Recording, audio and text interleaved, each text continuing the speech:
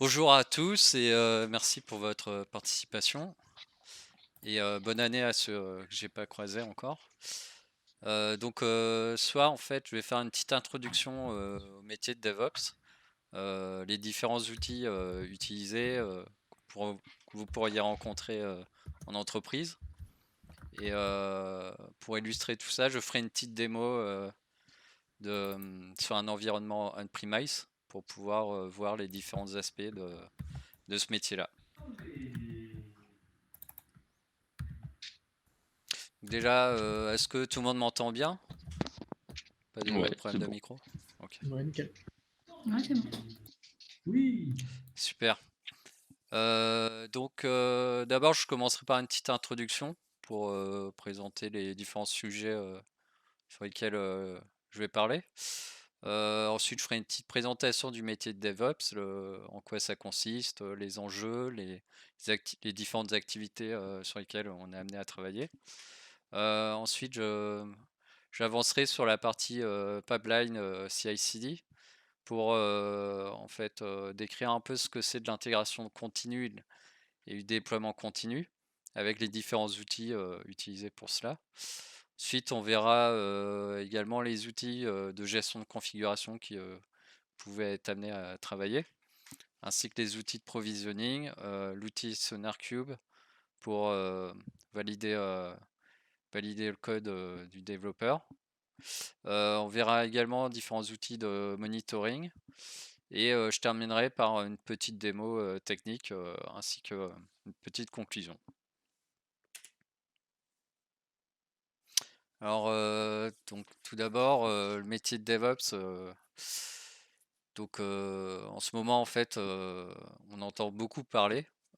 C'est vrai que c'est quelque chose qui est en train de se mettre en place petit à petit dans les entreprises. Je vais détailler plus loin en quoi ça consiste. On verra que, en fait, ça peut être une continuité dans le métier de développeur, de pouvoir avancer sur ce genre de métier. Verrons également que on utilisera principalement des outils open source pour pouvoir mettre ça en place et que ça permettra de faire donc des tests automatisés par la suite pour pouvoir être alerté automatiquement lors des builds des applications et du déploiement de l'application. On verra en quoi ça consiste le déploiement continu ainsi que le provisioning, quoi ça consiste et quels outils on va utiliser. Et ensuite, on verra l'environnement sur lequel on va travailler, en l'occurrence, sur un environnement on-premise. Alors, tout d'abord, c'est quoi DevOps? En fait, c'est la contraction des termes développement et opération. Et en fait, ça consiste à lier les deux métiers pour gagner en rapidité et en agilité. Et pour cela, en fait, ça va demander des compétences dans les deux domaines. Pour ça, on va déjà devoir savoir développer des applications, quel que soit le langage, que ce soit en PHP, en Java ou autre. On va devoir savoir réaliser des phases de test également pour pouvoir identifier les problèmes dès, on va dire, avant le déploiement de l'application pour pouvoir justement déployer sereinement les applications et être sûr qu'il n'y ait pas de bug en amont, quoi. On va pouvoir voir également les outils de monitoring et supervision. C'est ce qui va nous permettre justement d'identifier s'il y a un problème sur les serveurs, que ce soit en temps réel ou via un système d'alerting. Et donc on verra comment faire pour faire en sorte de mettre en place ces solutions. Le métier DevOps, donc les qualités requises, comme je disais, ça va être surtout ça va être du développement en tout cas, pour savoir comment fonctionne le système de packaging en fonction de l'environnement. Donc, par exemple, si on est en Java, on va avoir plusieurs façons de packager notre application. Quand on va être avec PHP, on aura une autre façon de le faire. Et du coup, c'est important de comprendre comment ça fonctionne avant de pouvoir mettre en place du déploiement continu sur ces technos. Donc c'est pour ça qu'on aura besoin de connaître les différents langages informatiques, enfin au moins les principaux pour pouvoir savoir comment ça fonctionne derrière. On a également besoin des compétences de réseau et administration système pour voir, enfin pour savoir comment déployer notre application, configurer notre machine et faire en sorte de pouvoir dépanner en cas de problème et si jamais le déploiement posait problème à un moment donné. Donc on va avoir besoin des connaissances sur les serveurs on-premise également, donc auto-hébergés ou des serveurs cloud comme Amazon Web Services surtout dans le cas d'un déploiement cloud pour justement savoir déjà directement comment ça fonctionne avant d'utiliser des outils pour pouvoir déployer. Ça demande, du coup, ce métier demande pas mal de veille technologique pour être au courant des nouvelles façons de faire, des nouvelles best practices et également pouvoir, pouvoir mettre en place des outils qui nous permettent de faciliter le travail et donc gagner du temps au final. Et du coup, ça demande également des capacités d'adaptation, dans le sens que pour chaque entreprise, pour chaque mission, le besoin peut être différent et les outils à utiliser seront différents. Donc en fonction du contexte, on utilisera des outils différents pour mettre en œuvre cette partie-là. Donc je vais commencer par décrire un peu la partie, enfin les pipelines CI/CD qu'on peut retrouver sur les différents outils de déploiement et d'intégration. Alors c'est quoi déjà une pipeline CI/CD? C'est en gros c'est automatiser un processus, un workflow constitué de plusieurs étapes. Donc ça va être de définir les différentes étapes qu'on aura besoin pour aller de bout en bout, enfin du build de l'application jusqu'au déploiement. La partie build de l'application, donc ça va concerner le packaging entre autres. Ça va être une grosse partie sur des technos comme Docker, dans le sens c'est à ce moment-là en fait qu'on va réellement euh, enfin, fabriquer notre application pour pouvoir ensuite la tester et la déployer si les tests se sont bien passés. La deuxième phase importante, étape, c'est tout ce qui va être test, donc les tests automatisés, les tests unitaires, tests d'intégration, les tests de bout en bout, qui vont nous permettre de vérifier et d'être certain que l'application tourne bien. Ensuite, la dernière phase, ça va être la phase de déploiement avec la phase CD, qui permet justement de déployer notre application sur les différents serveurs qu'on aura paramétré en fonction de l'outil qu'on utilisera. Et c'est ce qu'on verra plus tard pour voir comment déployer une application, enfin en tout cas industrialiser cette partie-là.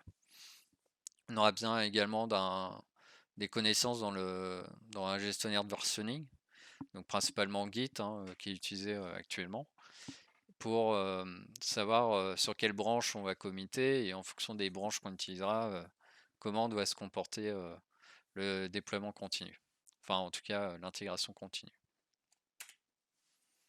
Alors, pour cette partie-là, il y a plusieurs outils qui sont disponibles sur le marché. Alors, le premier, Ansible Tower, c'est un outil payant, contrairement à AWX qui est la partie open source de Ansible et qui va nous permettre justement de planifier des choses pour pouvoir mettre en place de l'intégration continue. On va avoir également Travis CI qui fait à peu près la même chose. Jenkins qui est un des plus connus, qui est très utilisé en entreprise encore actuellement. GitLab CI qu'on va voir pour ce soir, qui va nous permettre de faire du déploiement continu et bien d'autres choses. Car actuellement, en fait, cet outil permet, avec les évolutions, il permet de faire à peu près tout maintenant en 2021. Nous verrons également Rundeck. Rundeck, donc c'est un outil pour déployer les applications. Donc en fait, c'est Jenkins où les autres outils peuvent faire la même chose, mais Rundeck est vraiment dédié pour le déploiement. Et donc, on aura également besoin de Docker. Enfin, Docker, en fait, c'est un peu qui,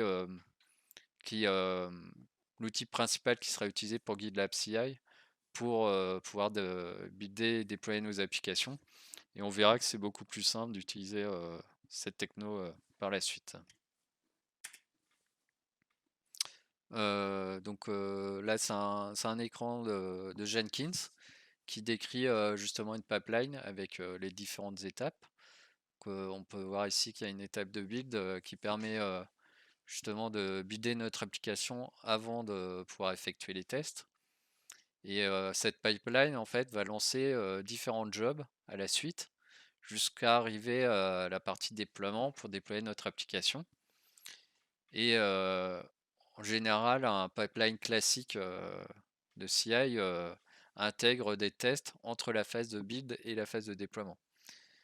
Et en général, enfin là où on voit avec l'entreprise, c'est plutôt sur les phases de test, c'est-à-dire quel logiciel on va utiliser pour effectuer les tests, jusqu'où on veut aller et à quel moment et quel endroit en fait on veut identifier les problèmes avant de déployer l'application.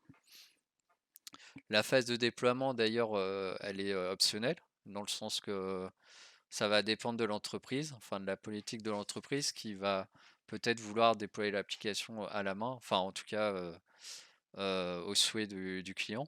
Et dans ce cas-là, on aura un stage, on va dire, à la main, enfin un manuel qu'on lancera à la main directement.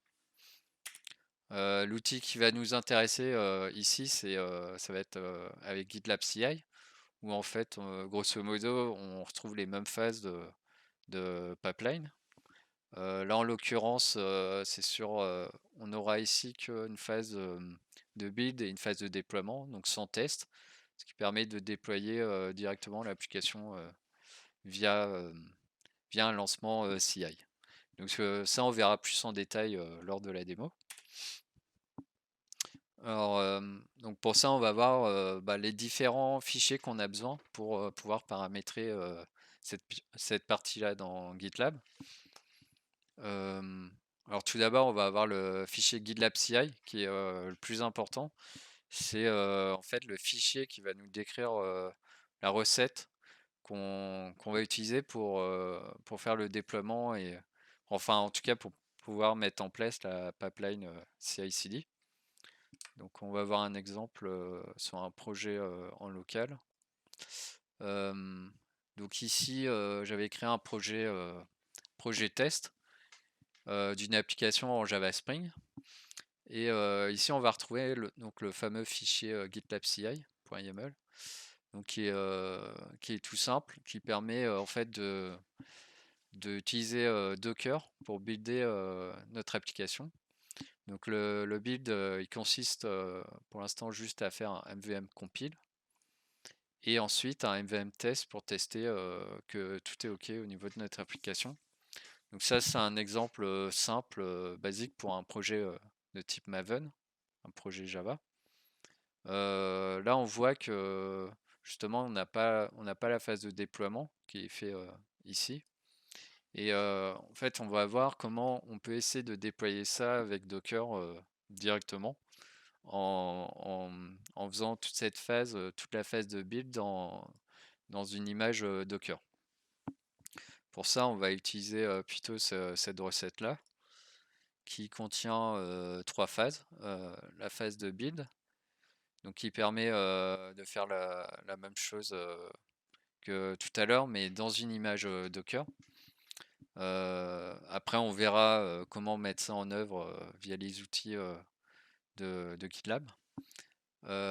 Donc là, en gros, ça consiste à récupérer une image Docker, enfin sur la dernière version, et d'utiliser cette image comme cache pour pouvoir builder notre application. Pour faire ça, on va se baser sur un Dockerfile qui se trouve ici. Et c'est là-dedans en fait qu'on va lui dire de builder et packager notre solution. Donc ce Dockerfile, en fait, par défaut, dans un projet Docker, quand on fait un Docker build, il va aller voir le fichier Dockerfile du projet pour aller créer son image Docker. Et donc là, on voit que dans la première phase, on va d'abord packager notre application dans une image qui s'appelle build, et on va utiliser le système de staging en Docker pour pouvoir se baser sur cette image et créer une nouvelle image qui nous permettra d'intégrer notre application directement, enfin en tout cas de copier le jar généré dans la première phase directement dans notre image qui se trouve ici, pour pas qu'on ait besoin d'avoir tous les fichiers qu'on n'a pas besoin dans la phase de build. Donc je sais pas déjà si c'est clair pour tout le monde. euh, ou alors bah, on en reparlera après pour la phase de questions-réponses. Juste pour revenir sur le fichier GitLab CI, donc la première phase, donc ça consiste à builder notre image qui se trouve dans le Dockerfile, et ensuite d'aller pusher cette image dans ce qu'on appelle la registry Docker. Donc en gros, c'est un espace de stockage qui va contenir toutes nos images Docker qu'on a buildées dans GitLab. Donc en gros ici on va pusher notre image directement dans la registry, et ensuite la troisième phase consistera à déployer notre application à partir de l'image qu'on a créée. Donc pour cela j'ai fait le choix d'utiliser Ansible. On va détailler cette étape un peu plus loin, mais en tout cas ce qui est pas mal aussi avec GitLab, c'est qu'on peut utiliser des triggers pour déclencher un pipeline d'un autre projet qui est chez nous. Euh, donc pour ça, pour pouvoir mettre ça en place, on va avoir besoin d'un ce qu'on appelle un GitLab Runner. Qu'en fait, c'est un service qui tourne sur une machine et qui permet en fait de lancer des jobs qui auront été lancés à partir de GitLab. Donc on va aller voir comment, au niveau de la configuration, comment c'est fait. Donc là actuellement, j'ai mis un GitLab Runner dans un NAS Synology, et j'ai décidé en fait de le créer avec Docker, vu que comme c'est un NAS, c'est plus facile comment dire, à créer le service via un fichier Docker. Donc si on regarde la config du GitLab Runner, on voit qu'il y a des exécuteurs en fait qui sont paramétrés ici. Donc en gros, ce qui est important de savoir, ça va être le nom de l'exécuteur qu'on va donner et qui sera enregistré dans GitLab. Et ça va être également de savoir qu'est-ce qu'on va faire avec cet exécuteur. C'est-à-dire qu'il y a plusieurs types. Le premier, ça va être le type shell, qui permet en fait d'exécuter un job directement sur la machine. On peut également utiliser un exécuteur de type Docker, qui va nous permettre de lancer le job directement dans une image Docker qu'on peut spécifier soit ici, soit dans le fichier GitLab CI qu'on a vu précédemment. Et l'avantage d'utiliser une image directement pour chaque exécuteur, c'est qu'en fonction du type de job qu'on veut lancer, on va pouvoir utiliser l'image correspondante. Donc par exemple ici, pour ma phase de build, j'avais décidé de le faire avec une image Docker directement. Ce qui, du fait que tous les outils, enfin toute la phase de build que j'ai besoin est déjà intégrée dans cette image. Ici, pour la phase de déploiement, j'aurais besoin d'une image Ansible. C'est l'outil qu'on va voir juste après, et qui permet en fait, ça permet d'avoir déjà l'outil Ansible et avec toutes ses dépendances déjà intégrées dans l'image. Ça nous permet de fixer les versions et d'éviter les problèmes de dépendance. Donc on a le GitLab Runner, on va avoir également besoin de Docker. Donc comme je disais tout à l'heure, c'est la techno qui sera principalement utilisée pour GitLab. Et en gros, Docker, c'est quoi? En fait, ça permet d'isoler les applications dans ce qu'on appelle enfin un conteneur. Et en gros, un conteneur, c'est un processus sur la machine Linux ou Windows. Et l'avantage, c'est qu'on va pouvoir y mettre toute l'application qu'on a besoin ainsi que des dépendances pour pouvoir réaliser le job spécifié dans l'intégration continue. Un dernier outil qu'on va avoir besoin, c'est le Docker Registry. Donc ça, c'est propre à Docker et pas à GitLab. C'est là-dessus qu'on va stocker nos images Docker et on va falloir les paramétrer dans GitLab pour que la communication se fasse bien et que la pipeline en fait réalise dans la registry qu'on aura paramétrée. Alors cette partie-là va se trouver ici. Alors si on va voir le projet qu'on a vu tout à l'heure. Si on regarde ici, on voit qu'on a le registry de paramétrer parce qu'elle est visible.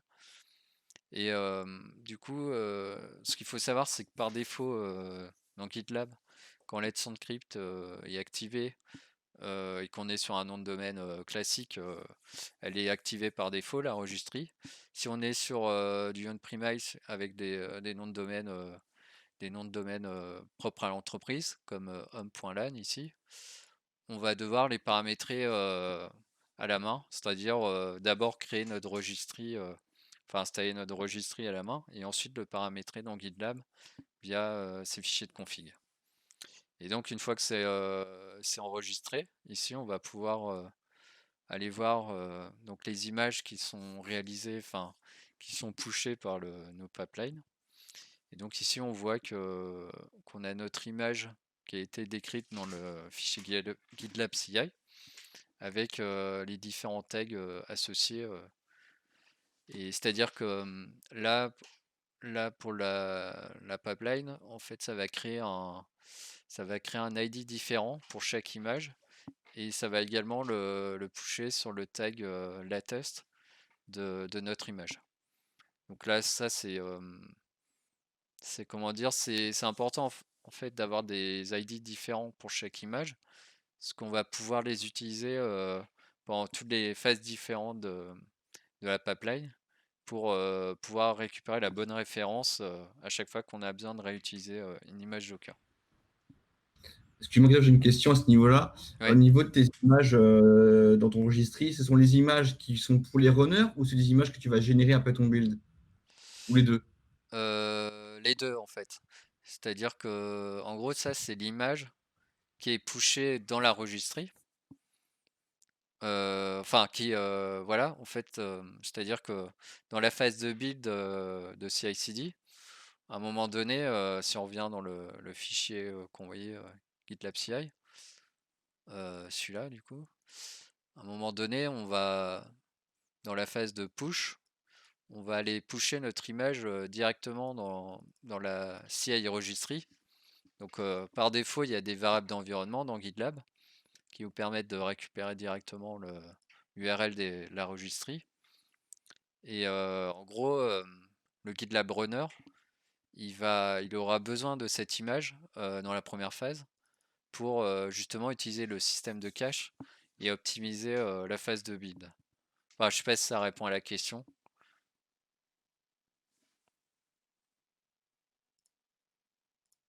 Si c'est bon, parfait, Christopher. C'était ça. Enfin, je me doute de la réponse, mais c'était pour être sûr. Ok. Ouais. Merci. Donc voilà. Donc les différentes choses, enfin composants qu'on a besoin pour faire tourner un GitLab Runner avec avec Docker. De toute façon, on verra une démo tout à l'heure pour voir comment ça se passe en direct. Maintenant, je vais parler des outils de gestion de configuration qui sont utilisés en mission. Enfin, en tout cas, vous pouvez croiser. Alors, d'abord, c'est quoi la gestion de configuration? C'est ce qui va nous permettre de paramétrer les machines distantes. Donc, par exemple, configurer les utilisateurs sur une machine, les certificats SSL par exemple. les différents services, que ce soit service Apache, Nginx, etc.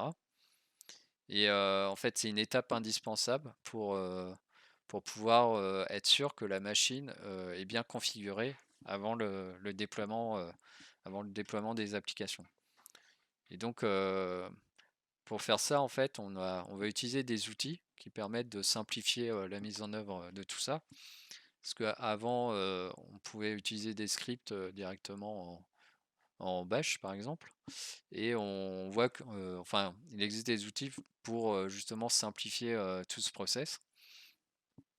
Du coup, on va parler de Ansible, qui est un outil en fait qui est utilisé pour ce genre de choses.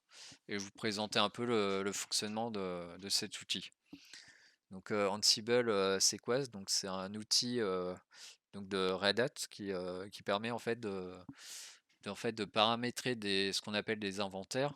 Donc les inventaires, c'est ce qui va contenir enfin ce qui va permettre d'identifier les serveurs sur lesquels on veut déployer la configuration.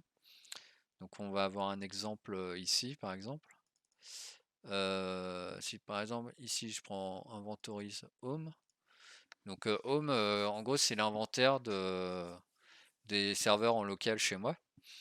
Et ici, on va en gros paramétrer les noms de domaine qui sont utilisés, enfin en tout cas l'IP ou le nom de domaine correspondant, ainsi que le moyen, enfin le port qu'on va utiliser pour s'y connecter.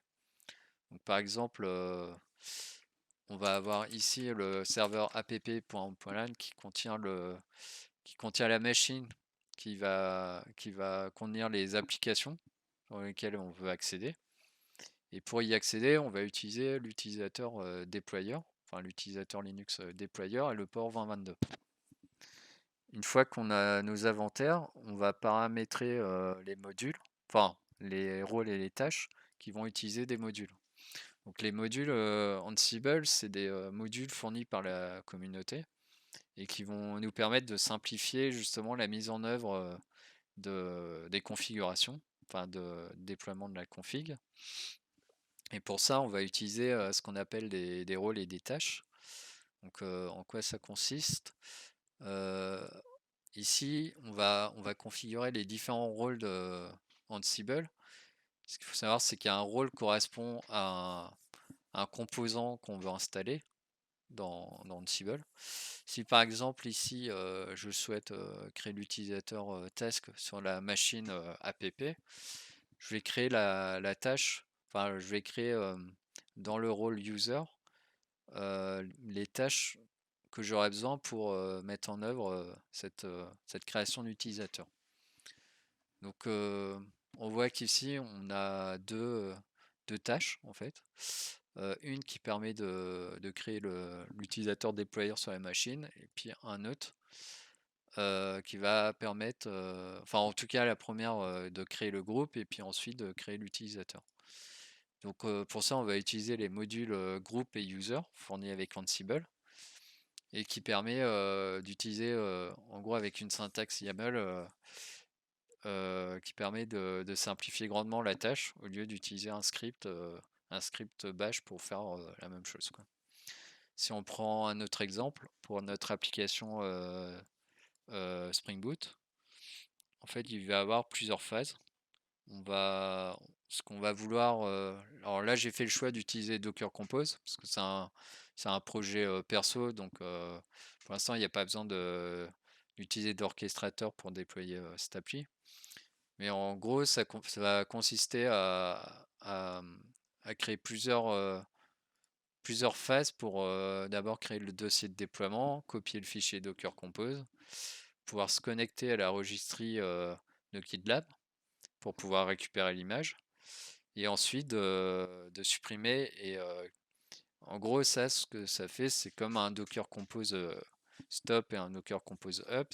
Ça va redémarrer les conteneurs à partir d'un fichier Docker Compose qui se trouve sur le serveur distant.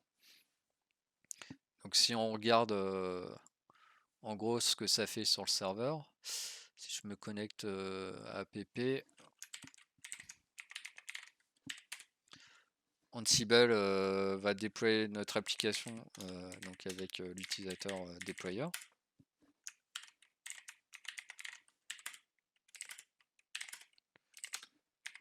Et en fait, ce que ça va faire, c'est que dans le dossier Leo Spring Boot, ça va déposer le fichier Docker Compose et ensuite ça va redémarrer la stack qui est contenue dans le fichier Docker Compose. Donc là, on voit que c'est un service tout bête. Il y a juste un service avec l'image qu'on aura intégrée dans notre registry de GitLab.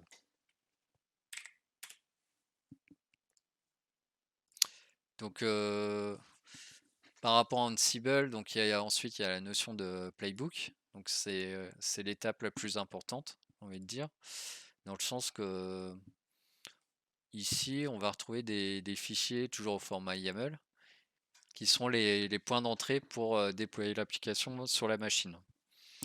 Donc là en l'occurrence pour déployer l'application on va utiliser le fichier apps.yaml qui va contenir les rôles, enfin entre autres le rôle Hello World qui correspond au rôle qu'on a vu tout à l'heure. En fait, avec cette syntaxe, ça va permettre de lui dire quel rôle on veut lancer et dans quel ordre on veut le faire. Donc imaginons que nous ayons 10 applications, on pourrait très bien ici utiliser 10 rôles avec un rôle pour chaque application dans ce fichier-là. On pourrait aussi également avoir un playbook config qui consisterait par exemple avant le déploiement de l'application, installer les certificats et les utilisateurs de la machine. Donc ça c'est en fait c'est important d'utiliser ce genre d'outils parce que ça permet de pouvoir industrialiser la configuration et le déploiement d'applications en utilisant le système d'inventaire qu'on voit ici.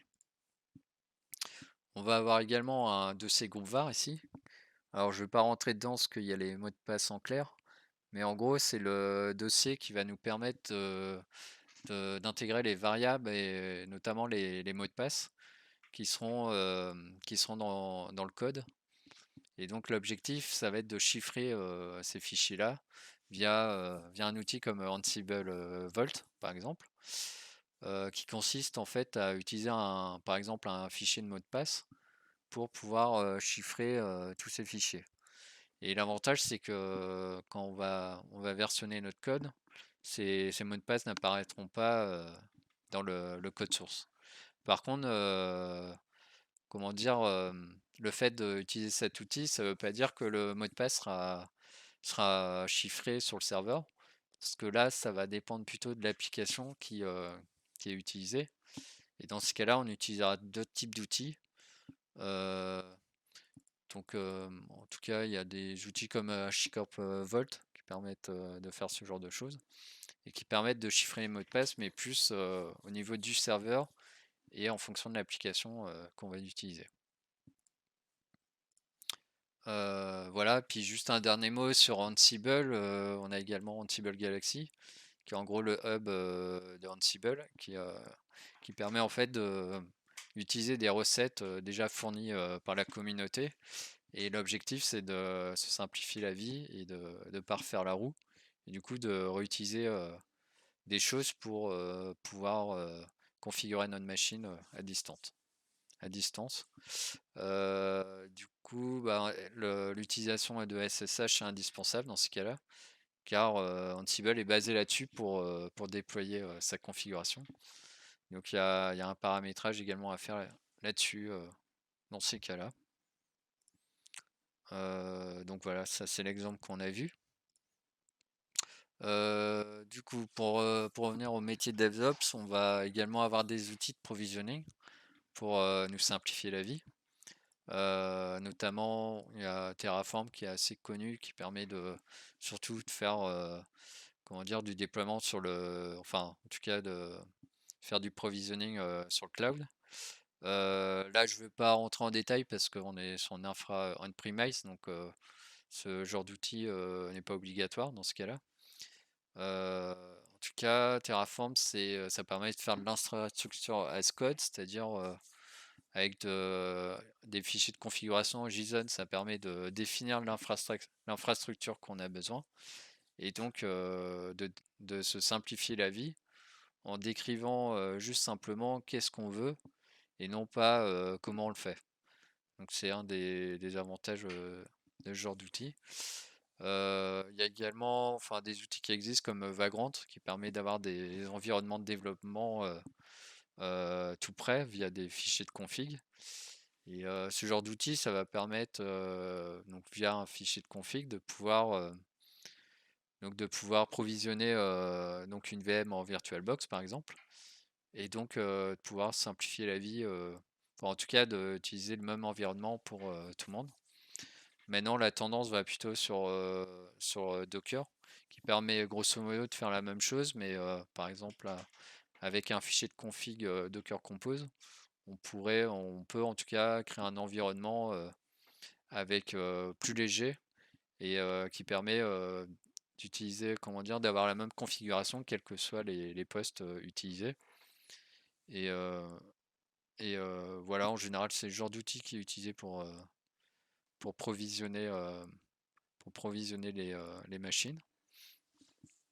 Maintenant, on va voir l'outil SonarCube qui qui va permettre en fait de tester la qualité du code et de vérifier si les best practices qu'on aura notamment définies avec l'entreprise correspondent bien à ce que l'on souhaite et ainsi de voir d'être alerté rapidement en fonction des résultats et du reporting que nous fournira cette application. Donc du coup, enfin l'avantage c'est que donc ça va permettre de mesurer donc la qualité du code source et donc en gros de base en fait il va vérifier en fonction du langage qu'on va utiliser pour l'application, il va savoir à quel endroit il y a comment dire, il y a des régressions ou de la duplication de code ou des problèmes au niveau du code source. Et en général, c'est le genre d'outil qu'on va utiliser lors l'intégration continue pour pouvoir essayer d'industrialiser les tests directement dans GitLab, par exemple. L'avantage, en fait, c'est que ça supporte plus de 25 langages. Donc c'est vrai que la plupart des applications sont compatibles. Et l'avantage, c'est que ça permet de faire du reporting et donc de voir c'est à quel endroit se situe le problème, à quel endroit on peut s'améliorer et comment comment dire, ça va donner des informations pour savoir comment faire pour corriger les problèmes. Ça va également vérifier tout ce qui va être Javadoc, PHPDoc et vérifier si, par exemple, dans les interfaces Java, si tout a été commenté. Donc pareil, c'est toujours dans l'optique d'améliorer le code source de l'application. Ça va également vérifier les règles de programmation qu'on pourra définir dans le logiciel. Par exemple, au niveau des tabulations, au niveau des espaces, ce genre de choses. Enfin, en tout cas, du nommage, sinon camel case, par exemple. Ça va également regarder les couvertures de tests, enfin de code, pardon, pour vérifier si tous les tests unitaires ou tous les tests d'intégration ont bien été faits au niveau des classes. Donc c'est vraiment un outil indispensable pour dès lors qu'on veut vérifier que le code source est en règle et en phase par rapport à ce que l'on souhaite mettre en production. L'avantage aussi, c'est que il est facilement intégrable avec les IDE comme IntelliJ ou Eclipse, dans le sens qu'on va avoir des plugins qu'on va pouvoir installer et qui va permettre aux développeurs de vérifier que le code il est conforme à ce qui va être ensuite testé au moment du déploiement de l'application, enfin en tout cas dans la phase d'intégration. Donc c'est vrai qu'il y a une grosse communauté là-dessus et c'est un outil qui peut être mis en place facilement via les IDE également. Ici, c'est un exemple de reporting où ici, avec SonarCube, on va pouvoir identifier tous les problèmes qui seraient liés à notre code juste après la phase de build dans la pipeline CI/CD. Par exemple, ici, on va pouvoir identifier le nombre de bugs, de vulnérabilités, de duplication du code. Tout ça, c'est un outil indispensable pour pouvoir ensuite faire des retours aux développeurs ou qu'ils puissent y avoir accès directement pour améliorer leur code avant le déploiement. Donc ensuite, parmi les outils qu'on utilise aussi, ça va être notamment les outils de monitoring qui, qui vont permettre en gros oui, de l'activité, enfin en gros la surveillance des process qui tournent sur les machines, donc que ce soit au niveau applicatif ou réseau.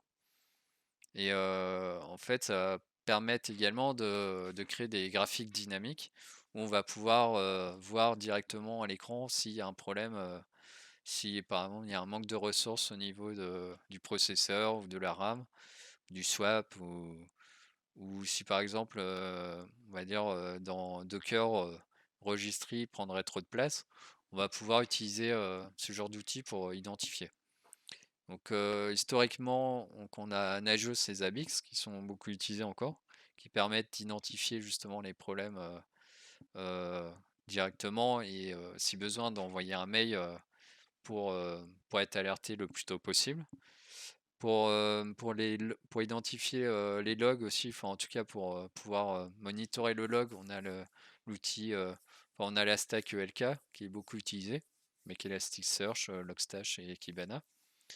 Et puis également TIG qui est pas mal utilisé, qui va pouvoir remonter des informations via un collecteur de données pour pouvoir le visualiser directement dans Grafana. Donc je vais expliquer un peu cette stack pour voir comment ça fonctionne. Euh, En fait, la stack TIG, donc Telegraph InfluxDB Grafana, en gros, on va utiliser la partie InfluxDB pour la base de données, qui est en time series, donc ça veut dire qu'elle va pouvoir récupérer des métriques. Et pour récupérer ces métriques, enfin en tout cas pour pouvoir lui fournir ces métriques, on va utiliser un collecteur de données, Telegraph, qui va être paramétré pour faire en sorte qu'on lui dise à quel endroit on doit aller envoyer les données. En fait, contrairement à Prometheus, dans InfluxDB, c'est au collecteur de données de définir à quel endroit on veut envoyer les données. Et l'avantage, c'est qu'avec Telegraph, on va pouvoir paramétrer finement la, la configuration pour pouvoir lui dire quelles données exactement on veut collecter et intégrer et injecter en tout cas dans InfluxDB. Un petit exemple, si je vais par exemple ici, dans app, le fichier de config correspondant, il va se trouver dans telegraph.conf.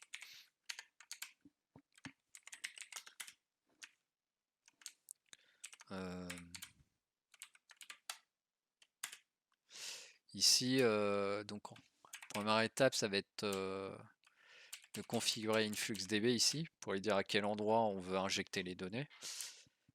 On va avoir des... Alors là, par contre, c'est pas bien, j'ai mis le mot de passe. Et on va lui dire quels composants on veut utiliser. Enfin, en tout cas, quels sont les composants qu'on veut utiliser pour injecter ces données dans InfluxDB directement. Ce qui fait que toute la configuration va se faire au niveau du collecteur de données, donc Telegraph. C'est à cet endroit qu'on va pouvoir justement paramétrer finement les processus qui se trouveront au final dans le Grafana, dans le dashboard. Donc pour cela, on va pouvoir utiliser par exemple les dashboards fournis par la communauté de Grafana. Donc sur leur site, ils proposent pas mal de dashboards pour la plupart des besoins. Donc si par exemple ici je recherche par exemple des données concernant, concernant on va dire les ressources utilisées pour le CPU, la RAM, etc. Si on regarde ici, par exemple celui-là, on va voir qu'ici on peut avoir simplement un dashboard fourni par la communauté qui va nous fournir une multitude d'informations qui auront été collectées via Telegraph. L'avantage, c'est que ici, on va avoir un ID qu'on va pouvoir utiliser directement dans Grafana pour pouvoir importer des dashboards. Ce qui fait que l'intégration des dashboards se veut très simple avec Grafana et avec toute la documentation qu'il peut avoir par rapport au paramétrage, que ce soit côté Telegraph ou côté Grafana. Voilà, donc je vais terminer du coup sur une petite démo pour avoir un aperçu de ce qu'est une intégration continue.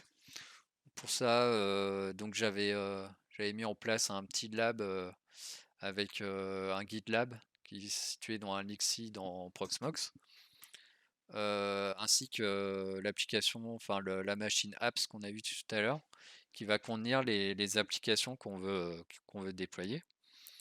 Et du coup, comme on va déployer avec Docker, ici on aura l'application Hello Spring Boot en conteneur.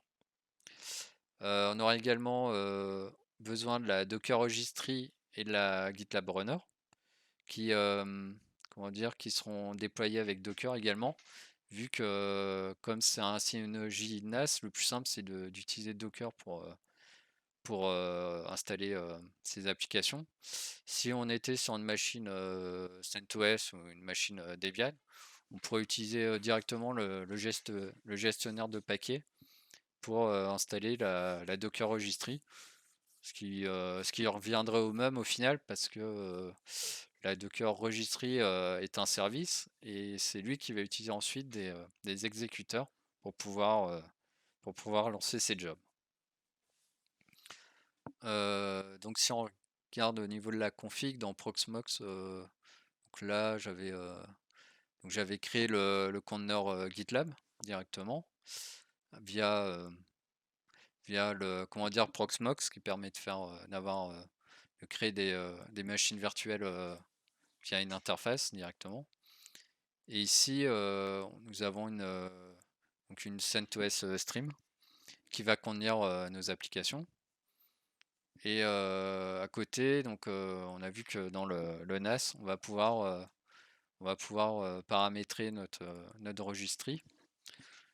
Donc si on revient ici, donc il y a le projet GitLab Runner qui contient donc le fichier qui va nous permettre de démarrer une instance GitLab Runner avec tous les dossiers qu'on a besoin dans les volumes, notamment les certificats, les fichiers de config qu'on va utiliser, enfin qu'on a vu tout à l'heure pour paramétrer le GitLab Runner.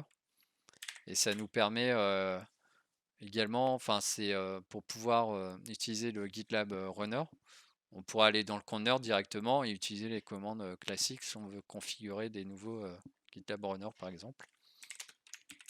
Et à côté, on va avoir la registry qui en gros est pareil, un fichier Docker Compose qui va contenir tous les environnements et volumes qu'on a besoin pour pouvoir stocker nos images Docker dans GitLab.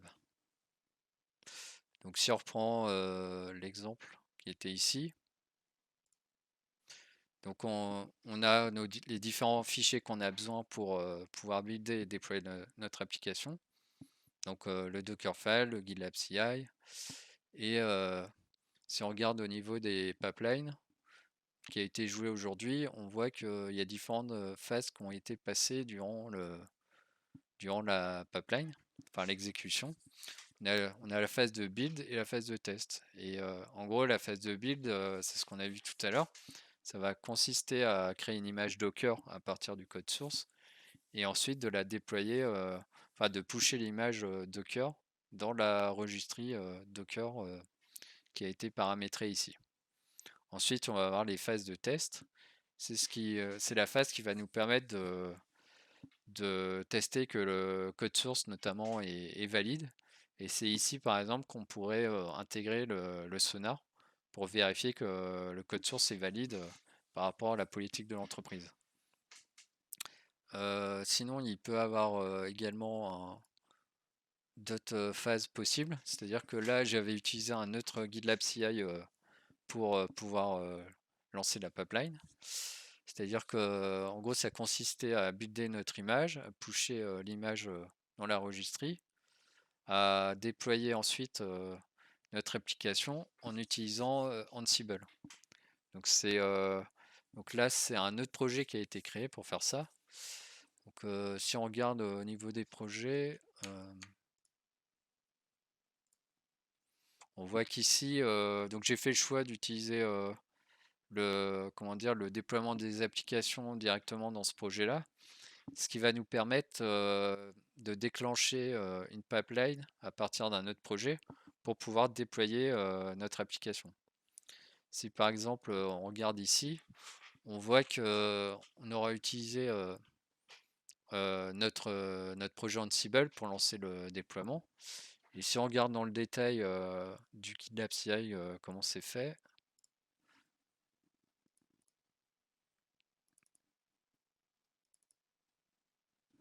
on voit qu'ici, dans la dernière étape, on va utiliser un trigger directement avec le token du job en cours pour pouvoir en gros déclencher notre pipeline via l'ID de son projet qui se trouve ici et via une variable qu'on aura paramétrée ici pour lui dire en gros quelle application on veut déployer. Si on regarde cette variable, va se trouver également ici.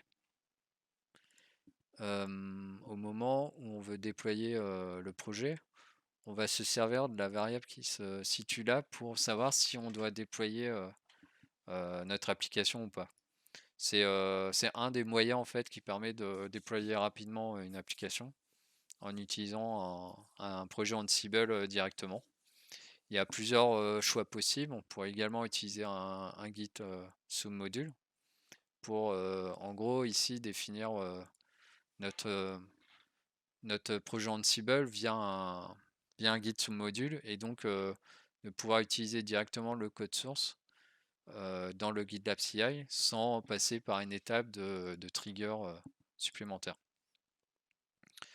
Voilà, donc après, je dirais que c'est en fonction des besoins, on aura toujours plusieurs solutions possibles. Ça va dépendre également de sur quoi on va déployer, si c'est sur du on-premise ou du cloud. Si c'est du cloud, du coup, on va utiliser des technos comme Kubernetes pour faire ce genre de choses.